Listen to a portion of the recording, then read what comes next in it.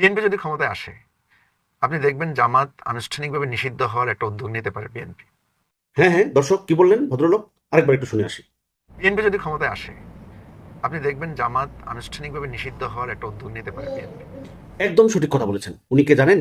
উনি হচ্ছেন মুজিবুর রহমান মঞ্জু, এবি পার্টির চেয়ারম্যান, আমার বাংলাদেশ পার্টির চেয়ারম্যান। উনি বললেন বিএনপি যদি ক্ষমতায় আসে তাহলে বিএনপি চেষ্টা করতে পারে, এরকম অ্যাকশনে যেতে পারে যে জামাত ইসলামকে যেন নিষিদ্ধ করা হবে। মানে জামাত ইসলামকে নিষিদ্ধ করার জন্য একটা উদ্যোগ নিতে পারে। ভয়াবহ একটা কথা কিন্তু। যেই জামাত স্বাধীনতার পর থেকে তিলে তিলে আমরা যতটুকু বুঝতেছি দেখতেছি আমাদের চোখের সামনে যা ভাসছে, প্রমাণ করার চেষ্টা করতেছে এই দলটি যে তারা বাংলাদেশকে কতটা ভালোবাসে, সাধারণ মানুষকে কতটা ভালোবাসে, বাংলাদেশের জনগণের জন্য কি না তারা করতে পারে, নিজেদের জীবনগুলো পর্যন্ত তারা দিয়ে দিছে। সেই দলটাকে আওয়ামী লীগ নিষিদ্ধ করেছিল, নিষিদ্ধ করার 5 দিন যায়নি, 5 দিন পরে কিন্তু পতন হয়ে গেছে আওয়ামী লীগের। আর বিএনপি যদি ক্ষমতায় আসে তাহলে এই দলকে বিএনপি নিষিদ্ধ করার একটা উদ্যোগ নিতে পারে, এই কথাটা বলেছেন ইপি পার্টির চেয়ারম্যান মুজিবুর রহমান মঞ্জু সাহেব।